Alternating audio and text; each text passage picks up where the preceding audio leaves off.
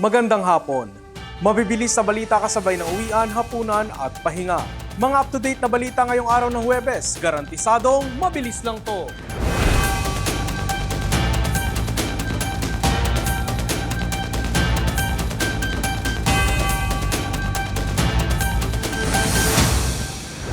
Nag-aalok ng 10 milyong pisong pabuya ang DILG sa kung sino man ang makakapagsabi ng lokasyon ni Atong Ang na pinapaaresto dahil sa kasong kidnapping with homicide.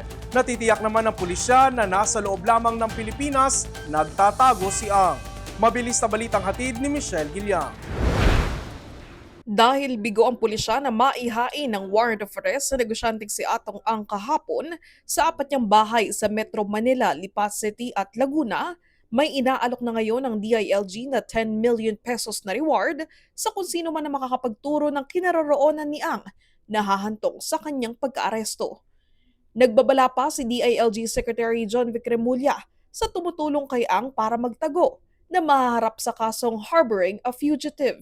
Para kay Remulla, matuturing na si Ang na number 1 most wanted sa bansa dahil sa muna'y pagkakasangkot niya sa pagpatay sa higit 100 sabongero. Bagamat na-revoke na ang permit ni Ang sa 6 niyang registered firearms at pinapasurrender ng mga ito, itinuturing pa rin siyang mapanganib. At ang bodyguards niya 1988 to 2022, puro mga NBI or ex-NBI. So, taas ang ginamit niya para pumatay ng lahat ng missing sabongeros, mga PNP naman. So yung access niya sa NBI at sa PNP ando doon. So we will always consider him armed and dangerous hanggang makuha namin siya. Natitiyak naman ng otoridad na hindi pa nakakalabas ng bansa at imposible anilang makatakas siya sa pamamagitan ng backdoor exits. Sa kabila nito, hiniling ng pamahalaan ng red notice sa Interpol sakaling makalabas ng bansa si Ang. Sinabi pa ni Remulla na buong 320,000 PNP members ang inatasan sa manhunt operation laban kay Ang na may kasong kidnapping with homicide at serious illegal detention. Pero git niya, walang mangyayaring extrajudicial killing sakaling mahanap nila si Ang, maliban na lamang kung kailangan nilang protektahan ang sarili. Sa lahat ng mga tao sa Pilipinas, tandaan nyo, ang pera ngayon ay hindi na sapat para bilihin ng inyong kalayaan. Ang seryoso po ang Department of Justice, seryoso po ang DILG, kukunin po namin ng lahat, gagawin po namin ng lahat para makabit ng hustisya para sa mga 100 missing sabongeros. Michelle Giliang para sa All TV News, Channel 2. 12 lugar na sa bansa ang nasa ilalim ng Signal Number 1 dahil sa Bagyong Ada na inaasahang lalakas pa sa tropical storm category. Patuloy din ang paghahanda sa Albay sa posibilidad ng lahar flow. Narito ang report. Huling namataan ang Bagyong Ada sa silangan ng Mindanao at kumikilos pahilagang kanluran sa bilis na humigit kumulang 35 km per hour. Taglay nito ang lakas ng hanging 45 km per hour at pagbugsong hanggang 55 km per hour. Posible lumakas bilang tropical storm sa loob ng 24 oras. Batay sa latest track ng Pag-asa, inaasahang kikilos ang bagyo patungong Eastern Visayas at Bicol Region mula Biyernes hanggang Linggo. Bagamat dito yung center track pinakikita nating hindi magla-landfall, hindi rin natin sinasantabi yung posibilidad na maaaring kumilos ito ng mas malapit sa kalupaan ng Eastern Visayas or ng Kabikulan or posibleng mag-landfall. Ito yung pinaka-outermost possibility ng pagkilos ng sentro ng bagyo. Kaya yung mga kababayan po natin, dapat paghandaan din natin yung possible landfall. No? Bagamat dito sa forecast track natin ay offshore ang magiging pagkilos.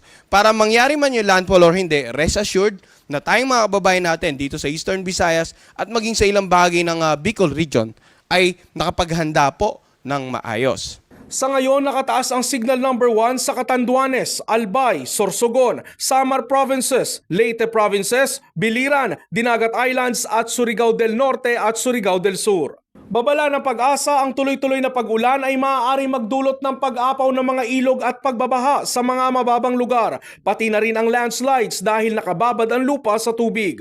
Umiigting naman ang amihan dahil sa paparating na Bagyong Ada. Inaasahang magiging katamtaman hanggang maalo ng karagatan sa Eastern Visayas, Northeastern Mindanao at Southern Bicol.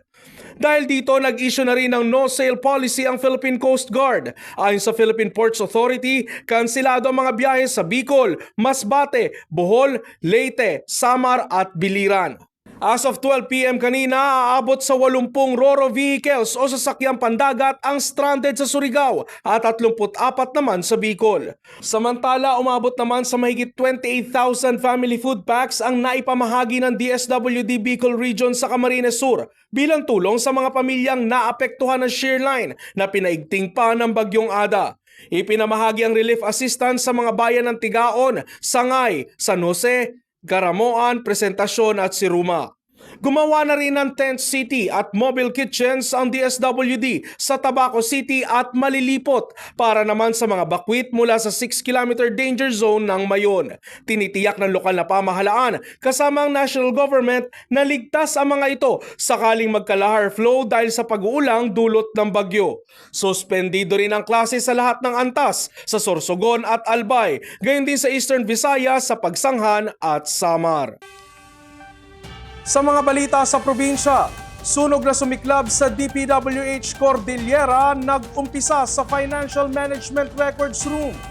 2 patay matapos makuryente habang nag-i-install ng solar lamp sa Cebu. At bilang ng mga nasawi sa Binaliw landfill collapse, patuloy na nadaragdagan. Pangulong Marcos nag-alay ng panalangin sa mga biktima ng trash slide. Mabilis na balitang hatid ni Era Joy Briones mula Kalibo Cable News. Sa Baguio City, sumiklab ang sunog sa DPWH Regional Office Cordillera kahapon. Sa ulat ng Baguio Fire Marshal, nag-umpisa ang sunog alas 5:25 ng hapon sa Financial Management Office sa ground floor ng Regional Office. Agad namang napula ang apoy habang wala ring naiulat na nasaktan sa nangyaring insidente. Samantala, tumangging magkomento ang DPWH Cordillera sa nangyaring sunog kahapon. Ipinagbabawal din ang pagpasok sa pinangyarihan ng sunog at iilang personal ng pulis ang naatasang magbantay doon.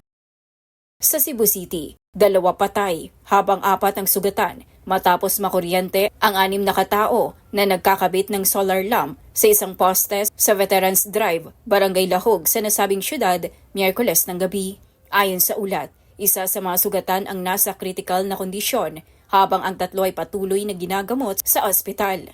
Isinugod ang mga biktima sa paggamutan, subalit idiniklara ng dead on arrival ang 2 biktima.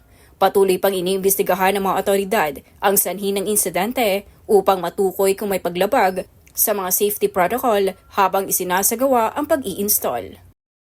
Tuloy pa rin ang search, rescue at retrieval operation ngayong Huwebes sa gumuguhong landfill sa Binaliw, Cebu City. Ayon sa mga otoridad, umakyat na sa 22 ang bilang ng mga nasawi habang 14 pa rin ang nawawala. Nag-alay ng katahimikan o tumihingi ng panalangin si President Bongbong Marcos para sa mga biktima ng pagguho ng landfill sa Cebu City. Kasunod dito ng pagdalo niya sa naming at delivery ceremony ng Chuneshi Group Corporation sa hall number CS443 sa Balambam, Cebu ngayong Huwebes. Era G. Briones para sa All TV News, Channel 2.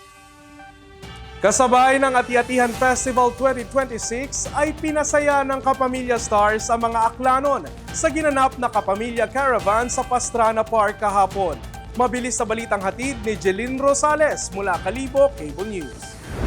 Dinagsa ng mga kapamilya fans ang Kalibo Pastrana Park nitong Miyerkules matapos bumisita ang ilang kapamilya stars sa probinsya bilang bahagi sa Kalibo Senior Santo Niño Ati-Atihan Festival.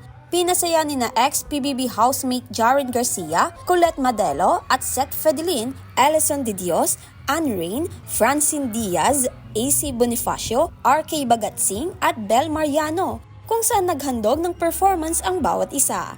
Kitang-kita sa mga fans ang kilig at saya matapos makita ang kanilang idolo.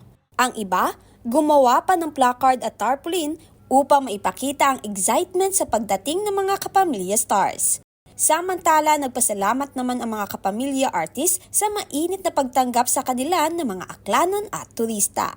Jeline Rosales para sa All TV News Channel 2. At yan ang mga balitang nakalap ng All TV News ngayong hapon. Para sa iba pang balitang mabilis, bisitahin ang aming website alltv.ph/news. I-like at i-follow din ang aming social media accounts. mapapanood nyo na rin kami sa Planet Cable Channel 3. Ako po si Ralph Lopez. Magandang hapon.